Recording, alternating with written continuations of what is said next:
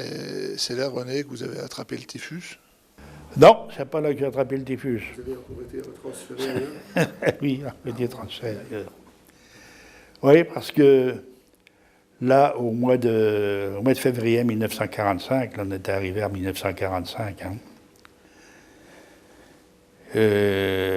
ils avaient amené aussi dans ces tunnels, il faut bien le préciser aussi, parce qu'il y avait quand même beaucoup aussi de déportés de Saint-Dié qui sont arrivés là. Et pour le bras, Saint-Dié. Il y a eu Roger Souchal aussi, de Saint-Dié, qui sont arrivés, eux, dans ces tunnels. Et eux logeaient là, ils logeaient sur place dans les tunnels, hein, ce qui était pas non plus très agréable parce qu'eux ne sortaient pas. Hein. Ils travaillaient et ils dormaient dans les tunnels. Alors là, avec l'humidité qui régnait, tout ça. Et une anecdote aussi que je dois dire, c'est que le jour qu'ils sont arrivés, là-haut, dans ces tunnels, j'étais désigné, moi, pour clouer un plancher. Un plancher, pour pas qu'il soit même le sol, ils nous ont fait clouer un plancher sur lequel ils ont planché des bottes de paille pour les faire coucher, hein, tous ces camarades de Saint-Dié, de la Grande Fosse. Il y en a beaucoup de bougés. Hein. Et moi, je suis arrivé près d'eux, c'était curieux aussi. Tout français, oui. Des bougés, oui. Mais je ne m'étais pas rendu compte qu'il y avait un SS qui m'observait. Bon, il est venu près de moi. J'ai 3 coups de cravache, puis envoyé à l'autre bout du plancher. Puis moi, toujours en coin des planches, je me rapprochais un peu. Les 400 dièses?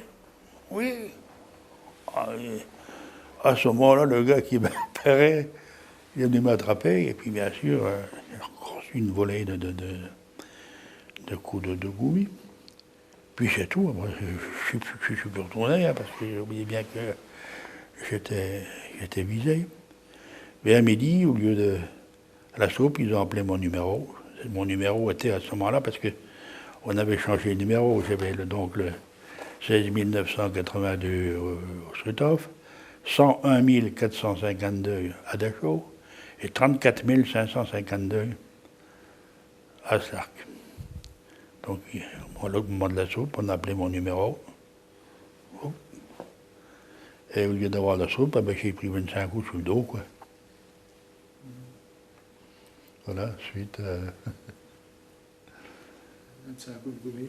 25 coups de gommi, oui. Suite, Les autres étaient réunis autour, non, non.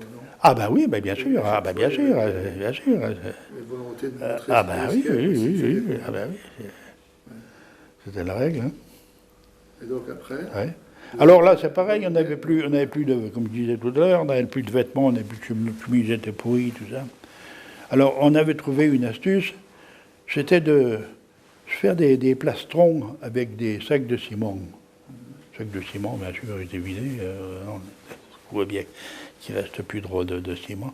Et on se mettait ça sur le dos, sous la veste. Hein. C'était quand même, ça préservait un petit peu du froid. Hein. Mais c'était interdit. Alors, lorsqu'ils sont aperçus de ça, bien sûr, interdiction, sous peine de, pour pareil, un film Funzwanzig, ou sous le derrière, quoi. Alors, ils passaient dans les rangs, puis ils tapaient sur le dos avec un bâton, par le bruit que... Ça faisait le papier ou pas? Hein, ouais. Allez, hop, ça du rang, puis... c'était 25 coups aussi.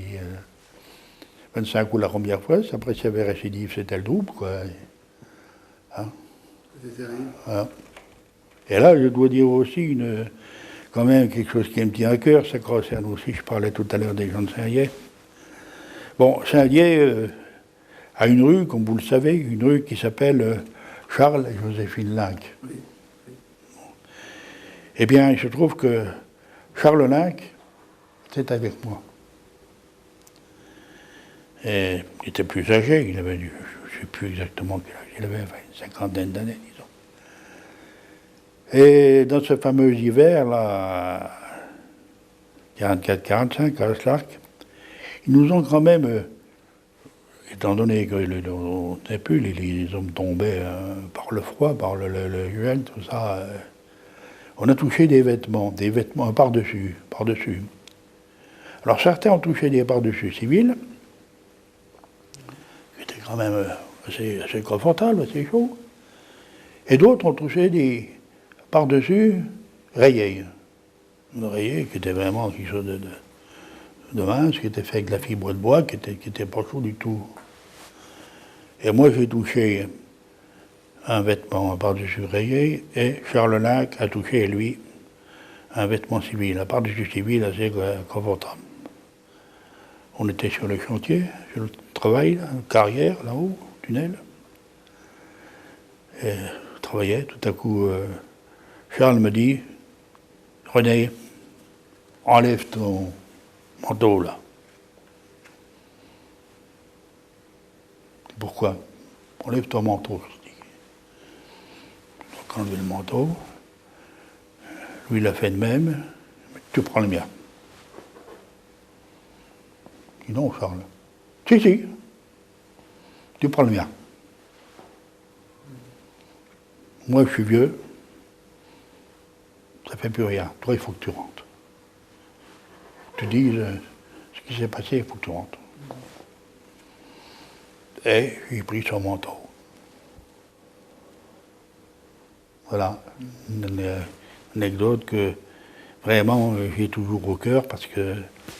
Hein, et Charles Alain qui est mort plus tard, il est mort dans le transport de l'autre camp encore qu'on a fait, qui s'appelait Weingen, dont l'affiche est là. Et il est mort pendant l'évacuation du camp de Weingen sur Dachau. Donc, une Russe, son épouse qui était aussi résistante, Charles Alain qui était un militant communiste, résistant. Son épouse est morte à Ravensbrück, elle lui est morte là. Et j'ai tenu au moment où les baptêmes des rues, là, sous la municipalité de Pierre-Noël, j'ai tenu à ce qu'une rue des Indiens porte leur nom. Oui, c'est le lotissement Jaco. Voilà. C'est tout à votre honneur, cher René. Donc, vous arrivez vers la fin de votre périple en Allemagne. Oui, alors le 7 septembre, donc le 7 septembre, les Allemands, voyant qu'ils ne pourraient certainement pas installer leur usine, et puis notre commando étant décimé, la plupart ne pouvant plus travailler, ils nous ont amené, soi-disant, une partie dont j'étais, ont été amenés dans un camp de repos, un camp hôpital, à Weingen. Les autres, ceux qui étaient encore valides, qui étaient arrivés après nous, de Furstenbourg, tout ça, ont été transférés dans d'autres commandos, notamment à Schönberg, etc. Et moi, j'ai été donc amené à Weingen. Alors, bien Weingen, c'était vraiment, quand on est arrivé là, c'était quelque chose d'affect. C'était quelque chose d'affect. Le jour de mon arrivée, j'étais malade. On m'a transporté, on m'a mis à l'infirmerie au Révire. Et là, j'avais une forte fièvre. Bien sûr, je tremblais, j'avais la fièvre. Lorsque le médecin allemand est passé, il m'a regardé, un typhus, Révire 4. Donc, je me suis retrouvé au Révire du typhus. C'était un bloc spécial dans lequel étaient séjournaient tous les gens qui étaient atteints du typhus. Et là, ma foi, j'ai été une dizaine de jours, je ne sais pas exactement, pratiquement dans le coma, hein, sans manger, sans boire. Voilà, d'ailleurs, il y a un camarade qui m'a dit ça, après, il s'appelle Yvan Rommel. Yvan, oui, je dis bien Yvan Rommel, qui est actuellement d'ailleurs pas en très bonne santé, puisqu'il est hospitalisé à Bruyères. Il m'a dit après, écoute René, parce qu'on ne s'est pas quittés tous les deux, on a fait le même périple depuis le Struthof. Struthof, de Chaux à l'Arc, et toujours ensemble avec Ingen. Il m'a dit que c'était la veille, tout ça, puis tu m'as donné ta ration de pain, puisque je ne mangeais pas. Hein. Et puis voilà, alors, sorti de là, bien. C'est-à-dire que sorti de là, je ne suis même pas sorti tout de suite, parce que je ne sais pas pourquoi d'ailleurs, il me laissait, même quand j'avais été, si on peut dire, guéri du typhus, il me laissait là, il me laissait dans le bloc avec les gens qu'il avait, puis moi j'étais toujours là. Puis il avait pu. Il y avait même une fois, je suis resté pendant 24 heures avec un mort qui avait été oublié, il avait oublié de le sortir. On était deux sur 80 cm, on va dire, on se touchait. Hein. Donc à chaque mouvement, on se touchait le camarade, qui n'était pas tellement grave non plus. Enfin, alors je suis resté là, j'ai même demandé au médecin, pas ça, il dit, comment parler en petit nec, quoi, en allemand, Doktor, ich krankfertig, hein, zurück, oui, Arbeit. Ja, morgen, et puis, c'est toujours là. Alors un jour, quand même, j'ai été amené dans ce qu'ils appelaient la chambre de convalescence du typhus. Vous le retrouvez d'ailleurs Yvan Rommel aussi, qui l'avait vu aussi, lui, après moi. Alors là, on nous a apporté des vêtements, parce que dans ce camp, on était tout nus. Hein, on avait juste la couverture sur le dos. Hein. Si on sortait dehors, on vendait la couverture et on sortait. Alors, ils nous apportaient des vêtements. Ils nous ont dit, bon, il fallait s'habiller une fois, pour rester là, sans pas nous le chercher. On s'est recouché dans nos paillasses. Et j'ai revenu une deuxième fois, nous faire habiller à nouveau. Pareil, c'est là. Puis, la nuit s'est passée, et le matin, il y a un médecin belge qui était déporté, qui est venu dans notre bloc du typhus, puisqu'on restait le seul, et tous les autres blocs étaient évacués. Il est venu nous a dit, écoutez, voilà, il y avait on a vu qu'il y avait deux grands drapeaux de Croix-Rouge à l'entrée du camp. Alors il n'y a qu'une circulaire, il dit, voilà, les médecins, les Allemands, les Gestes m'ont désigné comme responsable du camp, alors on doit rester là, on doit attendre l'arrivée des troupes, la libération. On ne doit surtout pas sortir, pas essayer de s'évader, parce que il y a les Volkssturm, ils appellent ça, les Allemands, qui ont l'ordre d'abattre tout déporté qui se trouve à l'extérieur du camp. Alors on est resté là. On est resté 3 jours comme ça, sans nourriture, bien sûr, puisqu'ils avaient tout amené. Alors on était resté là 600, dont 150 Français. Voilà. Et bien sûr, on entendait les canons, les mitrailleuses, etc. Puis un jour, un matin, on a vu les chars qui arrivaient. Alors, couper les barbelés, bien sûr, je ne sais même plus de quelle façon, mais enfin, s'est retrouvé. Moi, je me suis retrouvé au pied d'un char, là. Vous vous souvenez de ce moment-là très précisément, René? Oui. Quel est le sentiment que vous avez ressenti? Un sentiment de joie immense, hein. Ouais, là, le gars, je suis arrivé près du char, là, qui s'arrête à l'arrêt. Alors, le chef de char est descendu. Hein, j'étais enrayé, puisqu'on nous avait les vêtements qu'il nous avait ramenés, on les avait, bien sûr. Et il dit, mais, tu viens du camp? Il dit, quoi, quel camp, qu'est-ce que c'est? On était le premier camp qui avait été libéré par l'armée française. C'est l'armée française, hein. Un troisième DIA. Alors, j'explique rapidement. Puis, il n'a pas mangé. Mais si, il y avait 3 jours, il n'y avait rien mangé. Alors il m'a sorti du pain, il m'a sorti à manger, des sardines, je me souviens.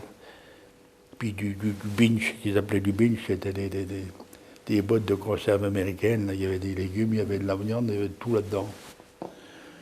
Alors je me suis mis derrière le char, alors ça va assez loin parce qu'il a encore tiré 2-3 obus là. Ils étaient en pleine bagarre. Hein. D'ailleurs, les Allemands reculaient, mais ils avaient leur canon anti-char et ils ne reculaient pas comme ça. Hein. Ils ne sont pas sauvés comme ça. Hein. Alors, j'ai mangé une cigarette. Non, je ne peux pas fumer. Hein. Bon, je retourne au camp. J'étais restauré, je retourne au camp. Là, j'étais ici. Là. Le camarade est là, j'étais juste au-dessus. Mon lit était juste au-dessus. Enfin, mon lit. Je suis dans ma place sur le chalet, là. Je suis retourné au camp. J'ai ramené 2-3 de pain, 3 bouts de pain, tout ça pour les camarades, ce que je pouvais porter, parce que je ne pouvais pas porter grand-chose. Hein. J'étais dans un piteux état aussi, mais enfin, je marchais quand même. Et je suis arrivé sur mon chalet, là, à la place. J'ai juste eu le temps de dire à un camarade, passe-moi une gamelle. C'est tout ce que j'avais mangé est ressorti. Hein. C'est ce qui m'a sauvé la vie. Oui, parce que... Oui. C'est ce qui m'a sauvé la vie. Vous aviez perdu la parce que de manger, plusieurs camarades, comme ça, ont mangé, et puis ça les a, je sais pas, ça avait une réaction d'haine, et puis ils sont morts. Hein. Donc, après, vous êtes pris en charge. Alors donc après, bien ma foi, ce jour-là, ben, ça s'est passé comme ça. Là, je me suis écroulé sur mon paillasse jusqu'au lendemain. Hein. Puis le lendemain, ben, on est reparti, plusieurs, Français bien sûr, dans la ville, à Weingen. Et là, on a trouvé des soldats, des officiers, enfin tout ça, mais on était toujours à Villarreal. Et un officier qui dit non, vous n'allez pas rester comme ça. Hein. Vous allez vous habiller un petit peu autrement, vous avez été assez en bagnard. Hein. Il y a les maisons qui sont là, qui n'ont pas été ouvertes, parce que c'était les Africains qui étaient là, à bord, tout ça, qui étaient là. Hein. Ils ne faisaient pas de quartier. Hein. On peut dire que les maisons, ils les ouvraient, puis hein, ils prenaient un petit peu ce qui leur plaisait. Bon, prenez des soldats, et puis allez chercher des vêtements civils, et puis faites-vous à manger, etc. Bon, alors... C'est ce qui s'est produit. Hein, on est monté, on a trouvé des vêtements civils, on s'est fait faire manger par la population. Là, j'ai trouvé des gens qui avaient été, ils étaient deux, qui avaient été des prisonniers de guerre, qui avaient été transformés en travailleurs civils. Hein, il y avait eu hein. Alors, ben voilà, puis dans l'après-midi, on a entendu un clairon. Ma foi, appel à tous les déportés doivent se rejoindre immédiatement le camp. Hein, c'était plus la première ligne, l'état-major arrivait, hop, tout le monde au camp. Et là, la porte franchie, sentinelle africaine, hein, puis eux, ils ne passaient pas, hein, c'était pas stupide. Hein. Alors on est resté là, bien sûr, on a vu qu'ils avaient amené des civils allemands ont été amenés au camp, des femmes pour faire de la soupe, des soupes légères, base de semoule, des soupes blanches, on appelait ça des soupes sucrées, tout ça, pour ramener, alimenter progressivement, quoi. Et puis les hommes pour enterrer les morts, parce que des morts, il y en avait partout. Ils ont emmené les morts. Parce que là, pareil, dans ce camp-là, il n'y avait pas de four de crématoire, d'ailleurs. On voit sur les fosses communes, il y a plusieurs fosses communes. On est allé, j'étais voir les fosses communes à ce moment-là. C'était pas beau à voir. Hein. C'était pas beau à voir. Hein. Il y avait les corps qui étaient entremêlés les uns dans les autres. Certains grimaçant, certains... Enfin, inutile de... Enfin, c'était pas un beau spectacle à voir.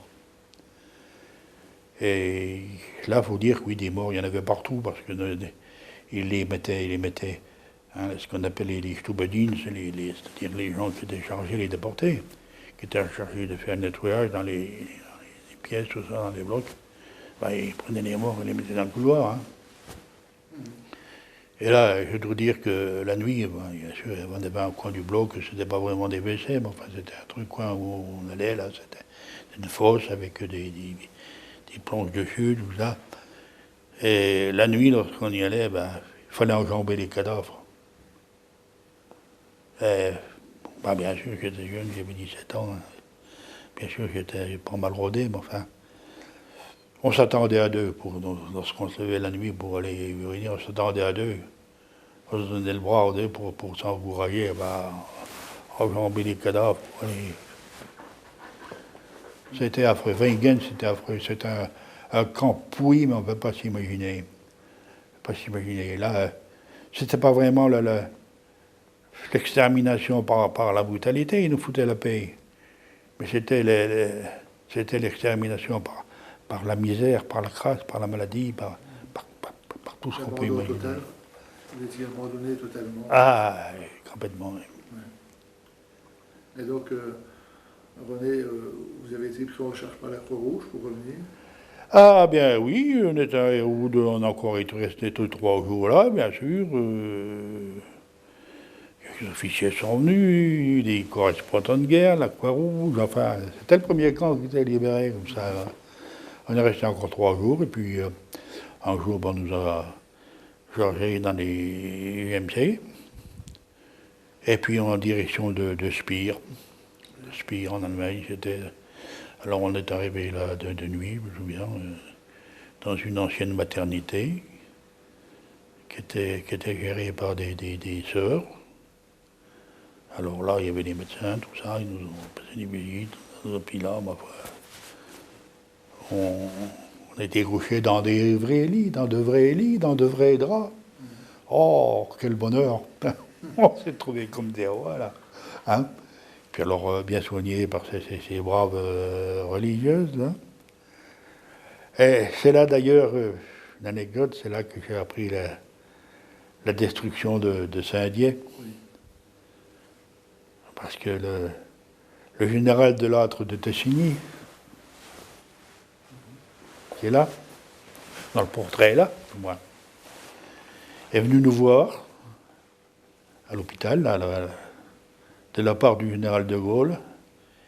Il nous a apporté du champagne, un pyjama à chacun, et un paquet de cigarettes. Je vois encore le paquet de cigarettes américaines, avec une bouée, un matelot dessus. C'était des navigouttes. Je vois encore le... Alors, bien sûr, il est passé auprès de chacun de nous. Puis il est venu près de moi, il me dit, d'où tu es, mon petit gars? Saint-Dié, mon général. Il me dit, Saint-Dié. Ben, il me dit, écoute, je ne voudrais pas te décourager, mais j'y suis passé il y a quelques jours, et il n'y a plus grand-chose debout à Saint-Dié.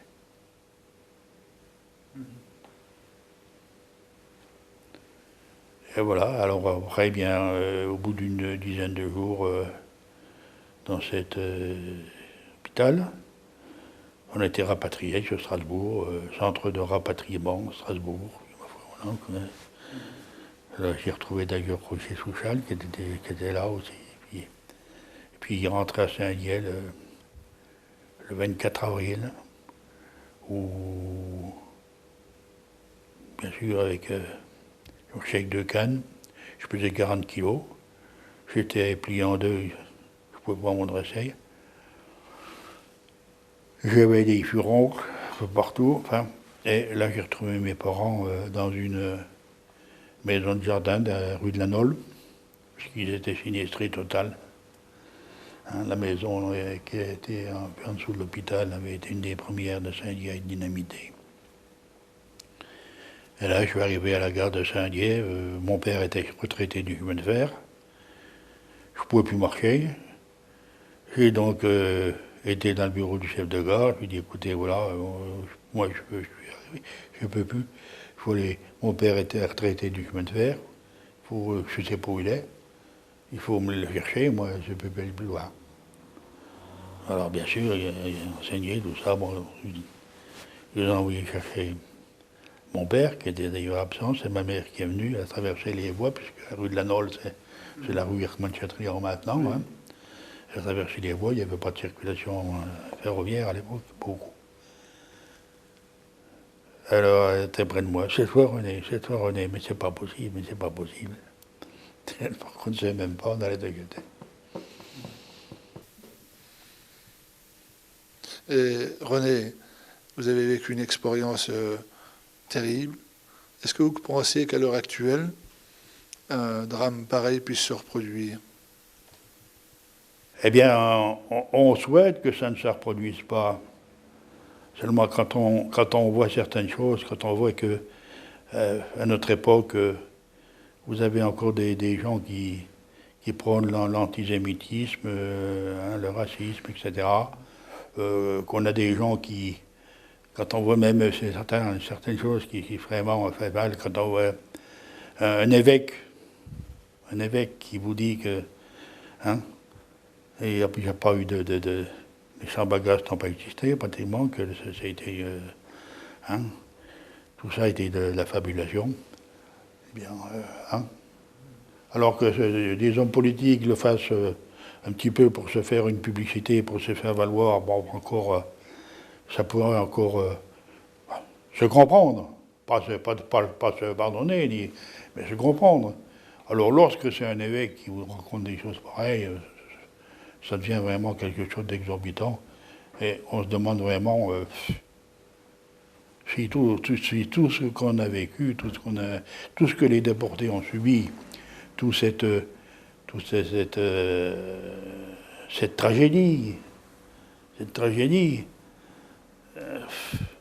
a pu servir de leçon au monde actuel, puisque hein, on en est encore là et on se bat encore en différentes parties du monde hein, pour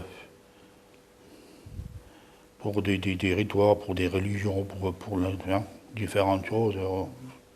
Là, on est nous qui avons, hein, qui sommes une catégorie de gens, quand même, de victimes de guerre, qui avons le plus souffert. On se pose vraiment des questions. Et je voudrais encore vous demander, René, quelles sont les leçons que vous tirez, vous particulièrement, de ces événements? De quels événements? 1940-1945. Ah, ben, les leçons qu'on tire, c'est que c'est toujours... maintenant, on a tendance à dire, bien sûr, lorsqu'il s'agit de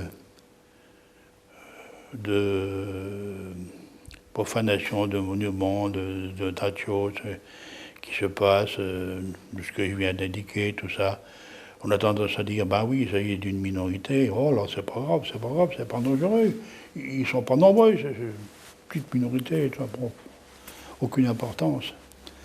Mais on se souvient que en 1930, c'était la période hein, qui a précédé l'arrivée au pouvoir de Hitler, qui est arrivé.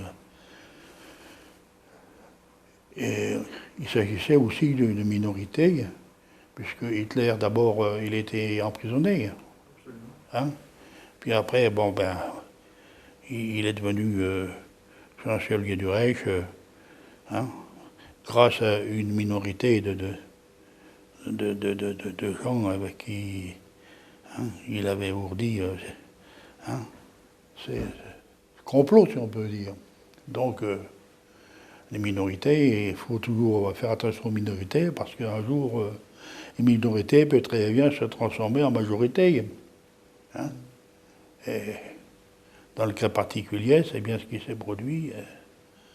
Et on sait où cela nous a menés, où cette minorité avait projeté de s'emparer d'une partie du monde, de dominer une partie du monde, hein, dans laquelle ils se seraient considérés comme des seigneurs, hein, et auraient rendu l'autre partie en esclavage. Il y a quelque chose d'inexplicable dans l'arrivée au pouvoir des nazis, parce que l'Allemagne avait des esprits brillants. Et comment ces gens-là ont pu Ah oui, mais le malheur, c'est que, ben, c'est-à-dire que c'est un petit peu ce qui s'est produit, ce qui s'est produit. Il faut se reporter en arrière, il faut se reporter à l'histoire, c'est que c'était le chômage, c'était l'inflation en Allemagne, où il fallait comme vous le savez, il y a une image qu'on dit, il fallait de l'argent plein de brouettes pour les chercher une mouille de pain. Bon. Ah oui, alors, bon, Hitler est arrivé, il leur a promis du beurre, il leur a puis enfin, hein? Il a eu l'appui des gros industriels allemands, des capitaux allemands, hein, pour mener sa politique, quoi, en somme. Hein. Donc les régimes totalitaires se développent sur des crises. Ah ben souvent, hein, souvent.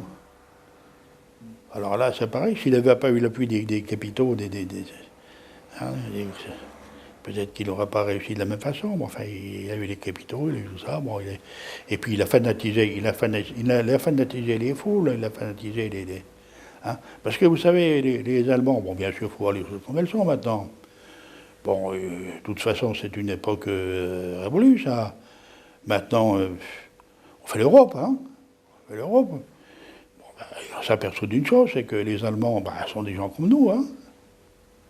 Bon, maintenant, il faut dire aussi que nous, on était élevés étant gosses. Ouais, mon oncle était mort, avait été tué en 1918 au Mont-Kemmel. Bon, moi, j'avais été élevé dans la haine du Boche, hein. On ne parlait pas des Allemands ici, on parlait que des Boches. Hein. Bon, puis là-bas en Allemagne, c'était pareil. Bon, alors qu'est-ce qu'il y avait une haine qui naît, en somme. Et puis, ben, maintenant, c'est plus le cas, puisque maintenant, il y a des échanges qui se font entre les jeunes Allemands, les jeunes Français et autres. Hein. Bon, c'est une bonne chose, on se connaît. Bon, les frontières maintenant, en Allemagne, les Allemands viennent en France, sans problème. Hein, moi, maintenant, comme là, à Schlark, par exemple, à Wengen aussi, mais enfin, notamment à Schlark, il y a un mémorial qui était fait, qui était construit là, dans la forêt où on travaillait, à proximité des carrières. Là. Il y a un comité qui s'est créé, qui est une stade de Schlark, qui est patronné par un professeur qui est à la retraite maintenant, qui s'appelle Søren Fuss. Hein. Et bien, il y a eu des cérémonies, il y a plusieurs cérémonies en Allemagne, dans cette ville. On a reçu, disons, un ami. Hein, moi, ce monsieur, Søren Fuss, je corresponds régulièrement avec lui, par téléphone, par mail, tout ça. Hein. Il y a plus de... faut bien voir les choses comme elles sont, d'ailleurs. Nous, bien sûr, moi, comme je dis toujours, un Allemand de mon âge, je me méfie. Ça a pu être un SS, ça, j'en sais rien. Mais des jeunes Allemands, des gens qui sont nés après, qui n'ont pas participé, puis, il n'y a aucune raison de leur en vouloir, c'est pas de leur faute ce qui s'est passé. Voilà, au contraire, il faut collaborer pour justement créer une amitié entre les peuples. C'est ça. Ce serait d'ailleurs la meilleure récompense hein, que puissent avoir les déportés, et tous ceux qui ont souffert de la guerre, pas seulement les déportés, mais tous ceux qui ont souffert et qui ont été... Hein, Bon, ben merci René Thalmann pour votre témoignage. Voilà.